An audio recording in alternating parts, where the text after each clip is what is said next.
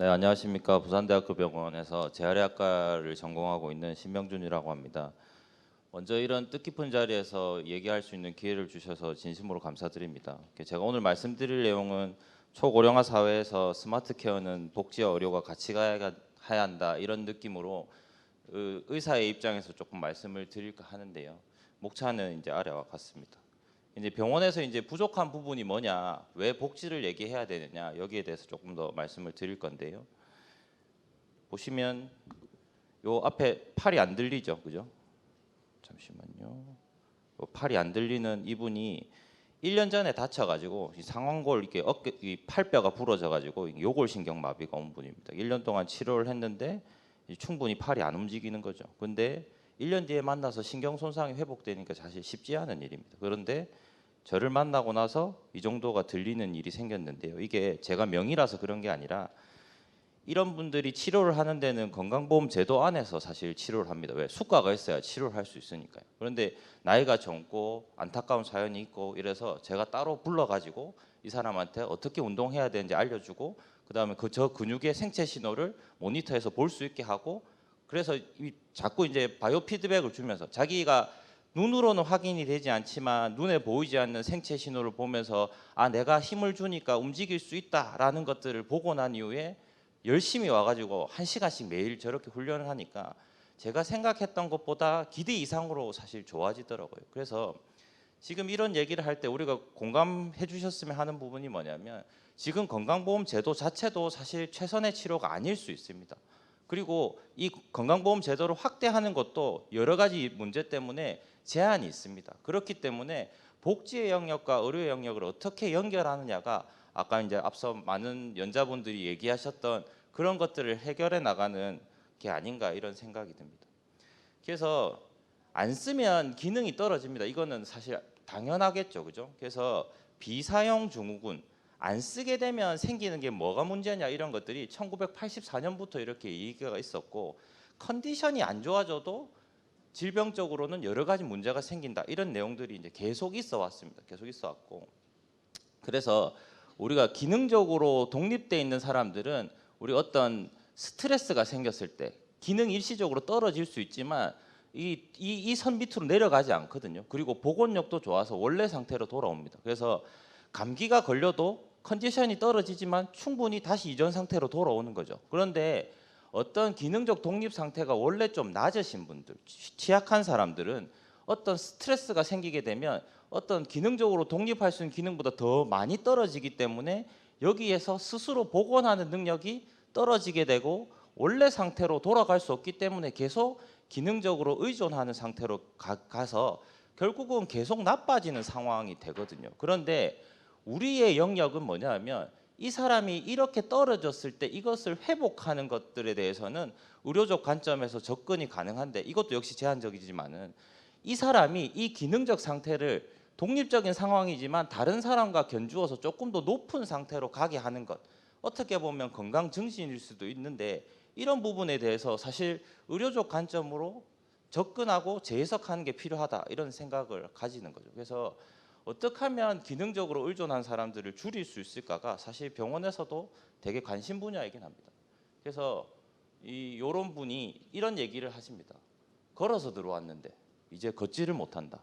폐렴으로 들어왔는데 기침이 많이 나서 열이 나서 걸어서 들어왔는데 폐렴은 나았다고 하는데 집에 가셔도 됩니다라고 이제 의사가 얘기하는데 걷지를 못하니 그러면 집에 가서 누군가 지켜보고 있을 수도 없는데 이분을 그러면 퇴원은 해도 된다고 하는데 폐렴이란 질병은 나았는데 어디로 가야 되나요?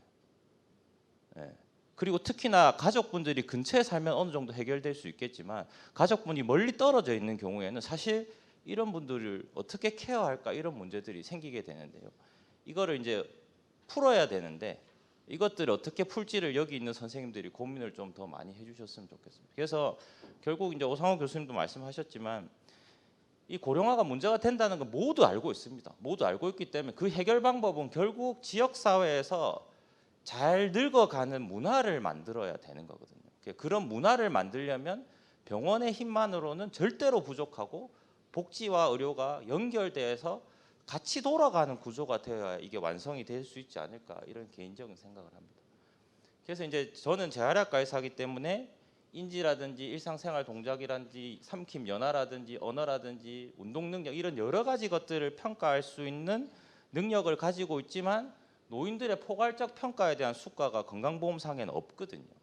예방과 건강 증진을 할 수 있는 활동을 병원에서 일체 할 수가 없습니다. 비용이 없기 때문에. 예. 그런데 이런 것들을 그러면 제가 알고 있는 이거를 남들은 모르느냐? 그렇지 않거든요.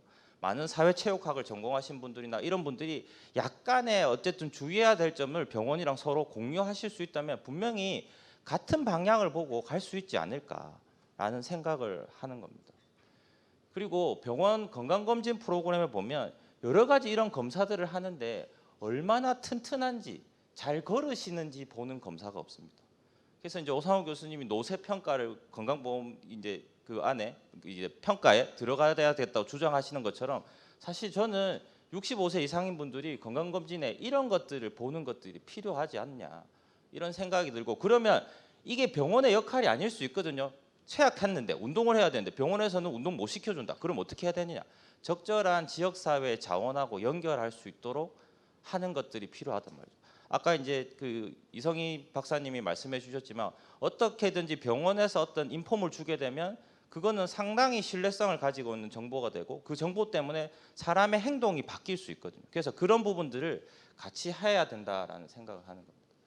그래서 뭐 이런 것들을 평가하는 이유가 지역 사회에서 계실 때 이런 분들이 어떤 상태인지 우리가 알 수가 없습니다. 알 수가 없는데 어떤 치료나 수술이나 중환자실 치료를 하게 되면 많은 분들이 회복하시기도 하지만 이게 기능적 의존 상태가 될 수도 있고 장애를 가질 수도 있고 일부는 사망하실 수도 있고 이런 상황이 되는 거죠.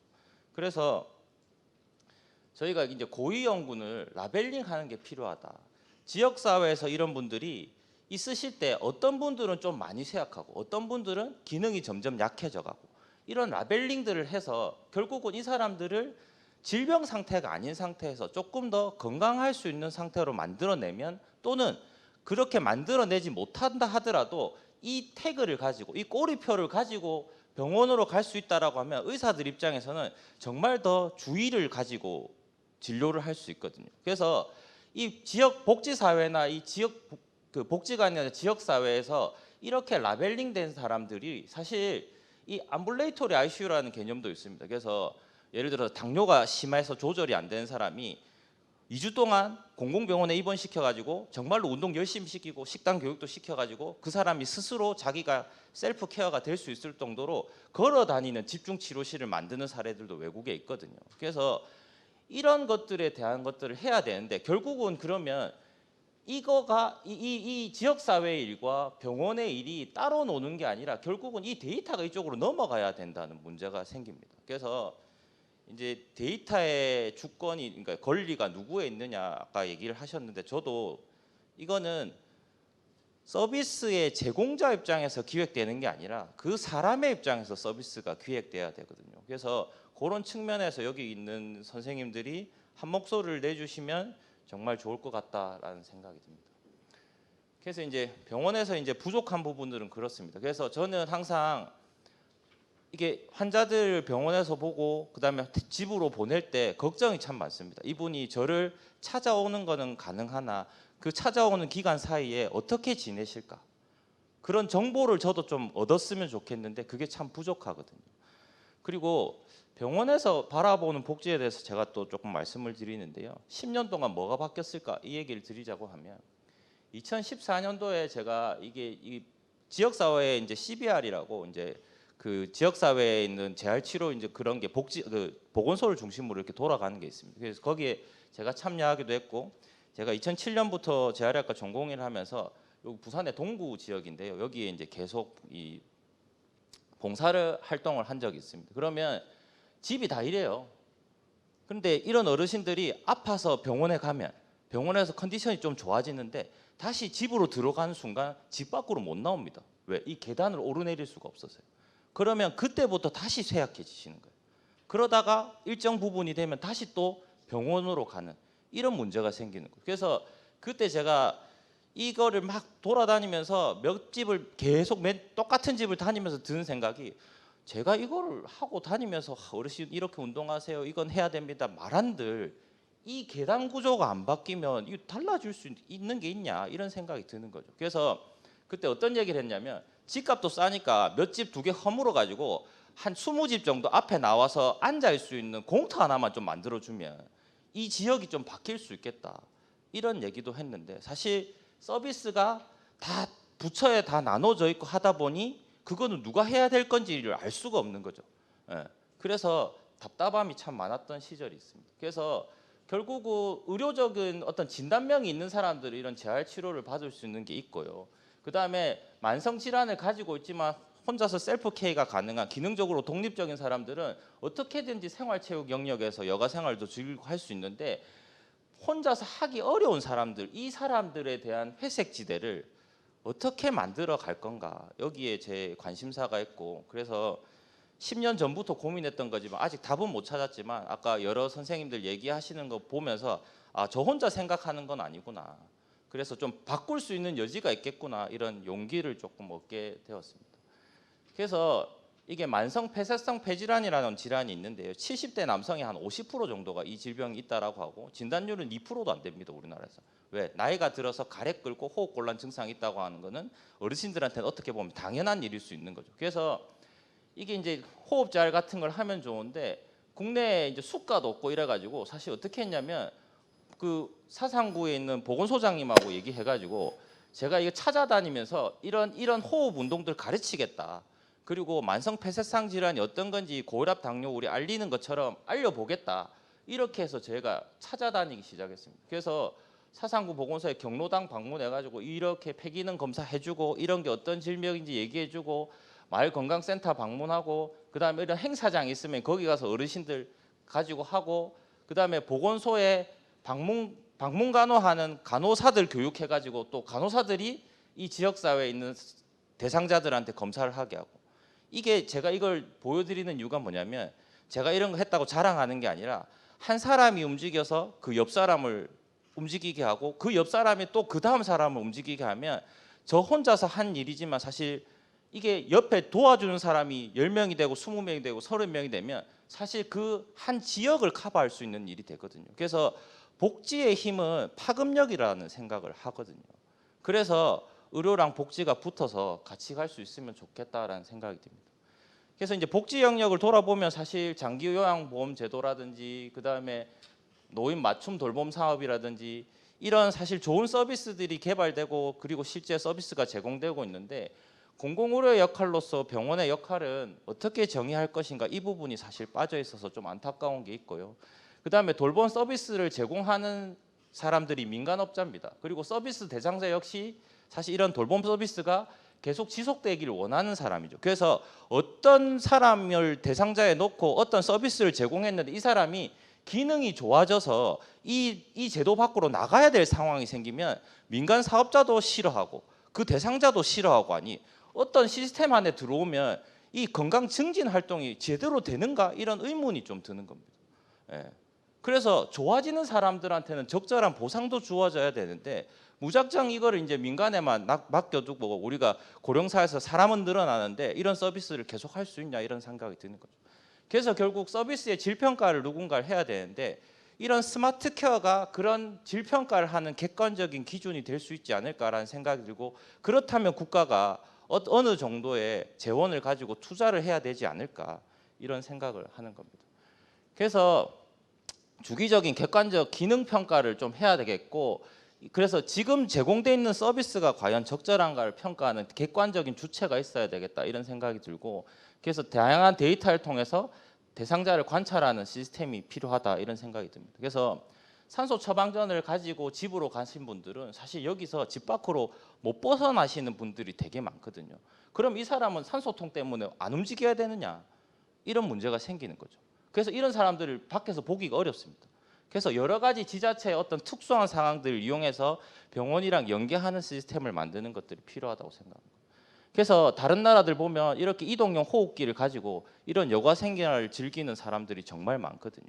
그러면 자 봅시다. 이렇게 산소 치료가 필요한 사람들이 운동을 적절하게 해야 되는데 산소 쓴다는 거 되게 겁나는 일이잖아요.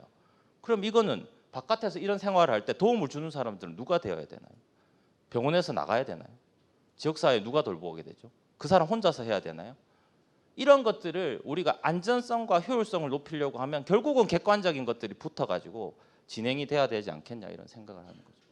그래서 통합돌봄 서비스가 저희가 커뮤니티 케어 센터가 기획될 때 영국이나 이런 여러 가지 나라의 것들을 벤치마킹을 많이 했던 걸로 제가 이해하고 있습니다. 그래서 이 영국의 통합돌봄 서비스 같은 경우에는 1년간 운행을 했더니 돌봄 서비스가 60% 정도 필요하지 않고 스스로 생활할 수 있었다. 요양시설에 가지 않고 자기가 살던 곳에서 노후 생활을 스스로 계속할 수 있었다. 목표가 이거잖아요. 그 사람의 중심으로. 그래서 어떤 서비스를 제공할 건가, 누가 제공할 건가 여기에 너무 매달리지 말고 그 사람들이 원하는 게 뭐고 그 사람들이 원하는 걸 맞추기 위해서 각자의 영역에서 어떤 것들을 우리가 해줄 수 있는가 이런 논의들을 좀 해봤으면 좋겠다라는 생각이 들고 결국은 이 노인 복지를 시설 중심에서 고령자 주택을 통해 수급자 중심 그러니까 결국 그 사람 중심으로 갈 수 있는 큰 틀을 만들어야 된다는 거고 앞서 여러 가지 기술들을 보여주셨지만 그런 기술들이 하나의 기업에 의존하는 것이 아니라 그 기업도 기업대로 생태계에서 움직이게 하고 그 다음에 그런 공공의 역할에서 그 데이터를 같이 뽑아서 줄 수 있는 어떤 다양한 어떤 큰 틀은 하나 있어야겠다 이런 생각을 하는 겁니다. 그래서 이분은 69세 남자 폐암 환자인데요. 이게 등산을 엄청 좋아하시는 분이에요. 그래서 이제 이게 산소 포화도가 자꾸 떨어지는 거예요. 근데 숨이 안 차신대요. 그래서 등산을 계속 하세요. 그래서 저희가 산소 포화도 측정하는 장치를 달아가지고 등산할 때 가서 숫자 좀 적어오라고 제가 그랬습니다. 그래서 본인이 적어온 것도 있고 기록한 데이터를 보기도 했는데 보시면 산소 포화도가 81%까지 하락을 하는데 산소 발생기를 하고 등산을 하는데도 이런 문제가 생기는데 어르신들 입장에서는 내가 등산을 하고 올라가니까 숨이 찬 거지 저 산소 포화도가 떨어져서 저러는 건지 인지를 못 하시는 거예요. 그래서 제가 23시간 30분을 재봤어요. 90분 가량이 저산소증이 생깁니다. 이런 사람들이 갑자기 산에 가서 사고가 생기거나 이런 운동을 해야 되는데 무작정 운동하다가 저산소증이 계속 노출되면서 인지 기능이 더 나빠지거나 이런 문제가 생기는 거예요. 그런데 이런 것들을 6분 동안 걸어 다니면서 이런 디지털 장비로 측정만 해봐서 이렇게 떨어지는지만 보면 이 사람 걱정되는 사람이라고 발굴해서 병원에 보내주면 되지 않습니까? 그리고 병원에서 조금 더 정밀한 검사해서 이런 방식으로 운동하세요라고 가르쳐주면 되는 거죠. 이분이 산소 포화도가 떨어지기 때문에 제가 등산을 하지 마라고 한 게 아니라 병원에 와서 10층 계단 정도에 올라가면서 중간중간에 어떻게 쉬어야 된다는 것만 가르쳐 드렸거든요. 그러면 그분은 자기 생활 계속 유지하시면서 사실 수 있는 거예요. 그다음에 이제 사기 폐암 환자 62세 여자 환자는 저한테 왔을 때 30m밖에 못 걷던 분이거든요. 6분 동안. 그런데 이런 분들한테 우리가 간단한 운동들 가르치고 왜냐하면 뭐 이 관절염이 조금 있으시긴 했지만 이런 분들한테 우리가 적절히 운동을 가르치고 셀프 엑서사이즈만 잘 가르쳐도 사실 이렇게 단기간 안에 걷는 능력들이 많이 개선되기도 하거든요. 그런데 이런 것들을 다 병원에서 할 수는 없다는 말이죠. 그래서 이분들을 다 복지에서 품을 수 없다는 건 알지만 이분이 집에 돌아갔을 때 우리가 어떤 것들을 해줄 수 있는 거냐 이런 것들을 같이 고민을 좀 해봤으면 좋겠다라는 생각이 듭니다. 그래서 서론이 조금 길었는데요. 제가 오늘 하고 싶은 말은 사실 이 슬라이드에 다 달려 있습니다. 왜 스마트 케어가 필요한가? 서비스를 개발하고 제공하는 사람들은 청년이 될 것 같고 새로운 신산업이죠. 그다음에 서비스 대상자이자 데이터 생산자로서 우리가 노인을 바라봐야겠다 이런 생각을 하는 거죠. 그러니까 노인이 보살핌의 대상이 아니라 새로운 서비스, 새로운 신성장 사업의 동력을 제공할 수 있는 데이터 생산자로서 노동력을 제공하는 사람으로서 바라보고 이 사람들한테도 경제적 활동을 줄 수 있는 우리가 생태계를 만들 수 있으면 이 스마트 케어가 돈 먹는 하마가 아니라 돈을 생산해내는 새로운 어떤 연결고리가 되지 않을까라는 생각을 합니다. 그래서 의료와 복지를 연결할 때 폭발적인 파급력이 생긴다라는 생각을 하고 있고요. 그래서 이 연결점을 어떻게 현명하게 찾아갈 건가 여기에 대해서 관심이 많은 사람이라고 생각하시면 되겠습니다. 그래서 다행히 이제 보건산업진흥에서 이런 과제들을 만들어 주셔서 저희도 이제 통합돌봄을 위해서 스마트 케어 서비스를 요렇게 다양한 컨소시엄을 해서 이제 저희가 하고 있고요. 실증 대상자 100명과 대조군 100명을 통해 가지고 저희가 이런 SOS 호출이나 음성 인식이나 이런 담당자들을 통해 가지고 이런 것들을 하고 있고 CT캅과 이제 우리가 24시간 관제 시스템을 구축해서 아까도 말씀드렸지만 이런 사실 지역사회 자원들과 이 일을 효율적으로 배분하는 게 되게 중요한 역할이거든요. 그래서 이런 것들을 하고 있고, 그래서 요건 넘어가겠습니다. 근데 이제 이분들을 보면 사실 질병도 많으시고 장기 요양 등급도 있고 이러신데, 이 사람의 데이터도 사실 우리가 다 수기로 조사해서 넣어야 되고, 이런 데이터들이 어떻게든 취득이 됐다고 하더라도 병원으로 넘어가지 못하는 상황이죠. 그래서 질병 정보가 사실 마이데이터 사업으로 자기 중심으로 이 데이터를 내가 어딘가로 쏠 수 있게 좀 편하게 구성이 돼야 된다는 이런 것들이 좀 필요하다라는 생각을 하고요. 그다음에 이런 것들을 하다 보면 아까 이제 그 이성희 박사님도 얘기하셨지만 코디네이터 역할이, 사람의 역할이 되게 중요합니다. 그런데 스마트 케어를 한다고 하는 입장에서 왜 갑자기 또 사람 이야기가 나오냐? 그 인건비는 어떻게 할 거냐? 디바이스 사는데도 돈이 이만큼 들어가는데 이런 문제들이 있잖아요. 그래서 저희가 고민하는 거는 신중년 일자리 사업이 있습니다. 그래서 고용노동부하고 얘기해가지고 우리가 신중년, 우리가 65세가 되기 전에 50대, 60대에 일자리가 필요한 신중년 일자리 사업을 통해 가지고 이런 것들을 할 수 있는 사람들을 저희 병원에서 교육하고, 그 교육된 사람들이 그 사람들한테 가서 이런 서비스를 제공하고, 이 서비스를 제공하면서 자기가 나중에 늙어서 어떤 모습이 되어 가는지를 자기가 스스로 인식하게 하고, 그러면 그 사람이 또 하나의 전도사로서 자기의 역할을 할 수 있지 않을까라는 생각을 하는 거거든요. 그래서 한 가지 재원으로 이 모든 걸 해결할 수 있다라고 생각하진 않습니다. 그래서 여기저기에 우리가 붙일 수 있는 것들을 현명하게 조금 붙이는 게 필요하다라는 생각이 들고요. 그다음에 이런 여러 가지 것들을 하지만 사실 기업의 서비스가 객관적으로 분석될 수 있도록 로우 데이터를 제공하는 것에 대한 논의가 필요한데요. 사실 이게 제일 어려운 부분 같습니다. 저희는 SK랑 하고 있는데 SK에서 수많은 데이터를 자기들이 가지겠지만 이 영업 비밀일 수도 있는 거거든요. 그런데 사실 저희는 더 많이 들여다보고 싶은 거죠. 그래서 그 이해관계가 상충이 되는데, 어떤 지역사회 중심 어떤 플랫폼이 있다라고 하고 어떤 기업인지 그 플랫폼 안에 들어서 서비스를 적정하게 할 수 있다라고 하면 그 공적인 플랫폼 안에는 이 정도의 로우 데이터 서비스는 제공하는 것들을 담보로 하고 이런 사업들에 들어올 수 있도록 정책적인 어떤 것들을 세워 나가는 게 중요하지 않겠나 이런 생각을 하고, 그런 가이드라인이 있으면, 표준화가 있으면 다른 디바이스를 쓰지만 공통된 데이터가 만들어지기 때문에 훨씬 더 저희가 이런 사업들의 효용성을 더 잘 얘기할 수 있지 않을까라는 생각이 듭니다.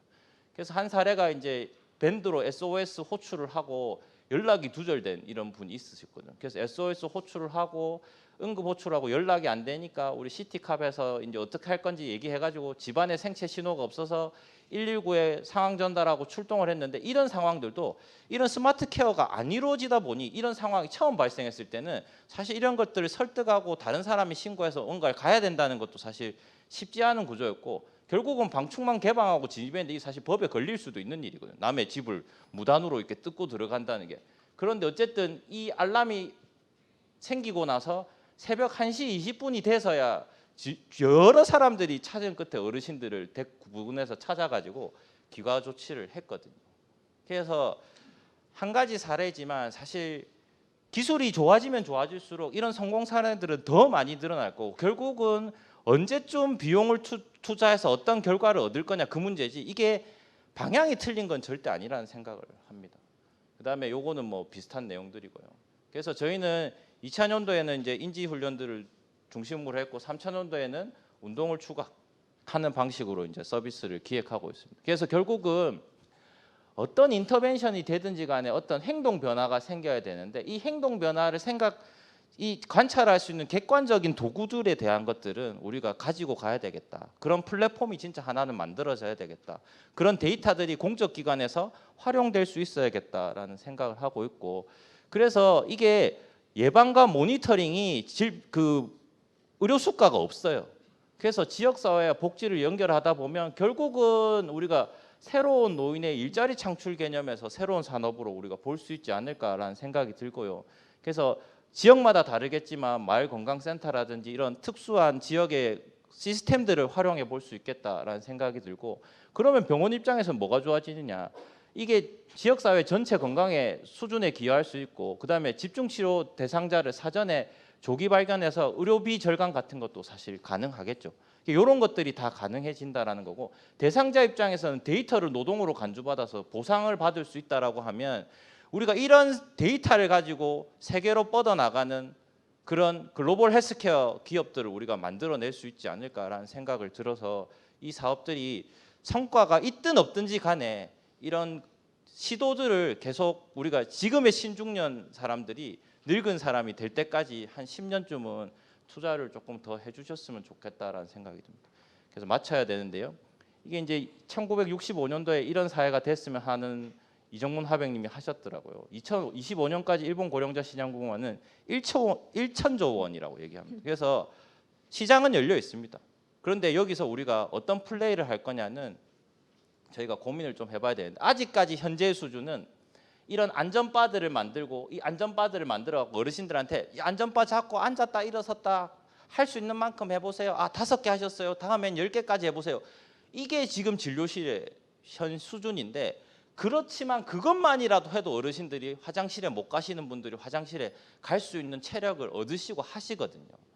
스마트화 한다는 건 우리한테 너무나 간단한 일이지만 이 사업비가 있을 땐 하고 사업비가 없을 땐 못 하고 이런 구조가 되면 안 된다는 생각을 하는 겁니다. 그래서 일어서기가 생각보다 힘든데 이런 어떤 도구들이 들어오든지 간에 이 사람의 활동 수준 정도를 우리가 모니터링 할 수 있으면 할 수 있는 일은 정말 많다라는 생각이 들고요. 그다음에 이제 복지용품 같은 것들도 사실 이런 서비스들이 있지만 복지용품 판매점에 가서 이 수급자가 들어가서 보면 전시된 게 몇 개 없어요. 근데 보면 고마진 제품들만 보통 추천하는 경향으로 가게 돼 있거든요. 그래서 제조사 입장에서는 고급 제품을 개발할 여력이 없습니다.